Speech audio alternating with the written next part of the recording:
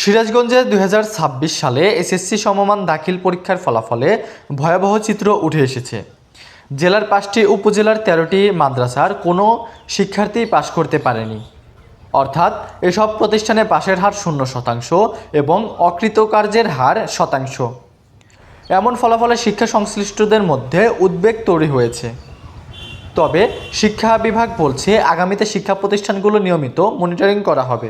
জরাজীর্ণ এবং গরু পালনকারী এই শিক্ষা প্রতিষ্ঠানটি সিরাজগঞ্জের রায়গঞ্জ উপজেলার কয়রা দাখিল মাদ্রাসা। চলতি বছর এখান থেকে পরীক্ষা দিয়েছিল ২৭ জন শিক্ষার্থী, কিন্তু একজনও পাশ করতে পারেনি। একদিক জরাজীর্ণ ভবন, অন্যদিক ৩ শেড বিল্ডিং, বারান্দায় সারি সারি গরু বাঁধা আছে। এই মাদ্রাসাটি নন এমপিও, তাই নিয়মিত ক্লাস হয় না। এসএসসির সময় যে সকল পরীক্ষার্থীরা পরীক্ষা দেয় তারা নিয়মিত ক্লাস করে না। ১১ আগস্ট সকালে গিয়ে বন্ধ পাওয়া যায় প্রতিষ্ঠানটি। স্থানীয়রা বলছে মাঝে মাঝে শিক্ষকরা আসে, আবার ক্লাস হয়, কিন্তু নিয়মিত পাঠদান হয় না। তারা আসলি পারে তো যে ছাত্র যে কোটা আসা এসে পরীক্ষা পড়া এগুলো করে নিয়ে যায় তখন আর ২ দিন না আসে না, মালিকার ২ দিন হলে আসে না, আরও মাস্টাররা আসে না কয়েকদিন, বেতন নাই। সেই জন্য ছাত্ররাও বেশি আসে না, আসে এইভাবে চলতেছে। গরু আমার এখন বান্ধা হয়েছে, নিয়ে যান একটু।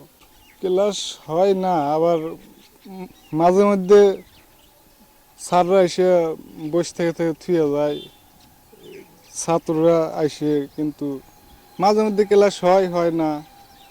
আমরা ছাত্র ছাত্র তো অনেকই আছে, স্যারও অনেকে আছে, কিন্তু আসে ২-১ জন আসে, খুব একটু আসে না। ওই যে বেতনের জন্য আসে না, বেতন হইলে মনে হয় পুরাপুরিভাবে চলবো আর কি, এটাই আমার জানা মতে। আমি স্যাররা আসে না, আমি গরু হেরে থুইছে, আমি স্যাররা আসলে পরে ঠিক মতো ক্লাস হইলেই তো গরু তিন থাকতো না। এই জরাজীর্ণ টিনের ঘরগুলো রায়গঞ্জ উপজেলার হাসিল দাখিল মাদ্রাসা। চলতি বছর এই মাদ্রাসা থেকে ২০ জন শিক্ষার্থী পরীক্ষা দিয়েছিল, কিন্তু পাশ করেনি কোনো শিক্ষার্থী। ১১ আগস্ট গিয়ে বন্ধ পাওয়া যায় এই মাদ্রাসাটি। স্থানীয়দের দাবি ৬ মাস ধরে বন্ধ রয়েছে এই মাদ্রাসাটি।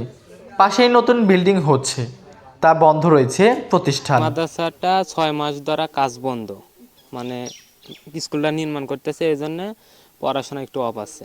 এখন কারণ হতেছে যে নন এমপি প্রতিষ্ঠান, ছাত্ররাও ঠিক মতো আসে না, স্যারেরাও ঠিক মতো আসে না, এই জন্যই এরকম হচ্ছে। বন্ধ তো না, ওই আজকে কাল রেজাল্ট হয়েছে ভালো না, মন মানসিকতা ভালো না, এই জন্য এরকম অবস্থা হচ্ছে। এটিও নন এমপিও একটি মাদ্রাসা। কোনো প্রতিষ্ঠানে পাওয়া যায়নি শিক্ষকদের। তবে ফোনে এই মাদ্রাসার সুপার জানান, নন এমপিও শিক্ষা প্রতিষ্ঠান, শিক্ষকেরা বেতন পায় না, তাই নিয়মিত শিক্ষকরাও আসে না এবং ছাত্ররাও আসে না, এই জন্য ফলাফল খারাপ। তবে তাদের দাবি নিয়মিত ক্লাস হয়। রেজাল্ট ভালো না হওয়ায় বুধবার বন্ধ রাখা হয়েছিল মাদ্রাসাটি। জেলার ১৩টি শিক্ষা প্রতিষ্ঠানের পাশের হার ০। তার মধ্যে রায়গঞ্জ উপজেলার পাশ করেনি ৮টি শিক্ষা প্রতিষ্ঠানের শিক্ষার্থী। উল্লাপাড়া উপজেলার ৩টি, কামারখন্দ এবং সিরাজগঞ্জ সদর উপজেলার ১টি করে প্রতিষ্ঠান রয়েছে, যাদের পাশের হার ০। অভিভাবক এবং স্থানীয়দের দাবি এ সকল শিক্ষা প্রতিষ্ঠানে শিক্ষার মান ধরে রাখার জন্য নিয়মিত দেখাশোনা করা। উপজেলা মাধ্যমিক শিক্ষা কর্মকর্তা বলেন, শতভাগ অকৃতকার্য হওয়ায় ৮টি শিক্ষা প্রতিষ্ঠানের মধ্যে ২টি এমপিওভুক্ত এবং বাকিগুলো নন এমপিও। প্রতিষ্ঠানগুলোতে কেন এমন ফলাফল হলো, বিষয়টি তদারকি করা হচ্ছে। প্রতিষ্ঠানগুলোর বিরুদ্ধে অবশ্যই সরকারি বিধি মোতাবেক ব্যবস্থা নেওয়া হবে। আমরা মনিটরিং করব, মনিটরিং করে তাদের দুর্বলতার জায়গাটা খুঁজে বের করে পদক্ষেপ নেব যে কীভাবে এদেরকে ডেভেলপ করা যায়। এটা হলো নন এমপিও প্রতিষ্ঠান হলো ৪টা, এমপিওভুক্ত 2টা মাদ্রাসা, নন এমপিও হলো 4টেই মাদ্রাসা নন এমপিও, আর হলো একটা কারিগরি আছে নন এমপিও মানে ভোকেশনাল, আর একটা হলো সংযুক্ত ভোকেশনাল দাখিল, যেটা সংযুক্ত ভোকেশনাল দাখিল।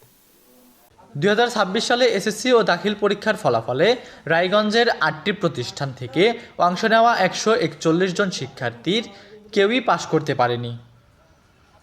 নাইম হাসান নীরব, ASTV, সিরাজগঞ্জ।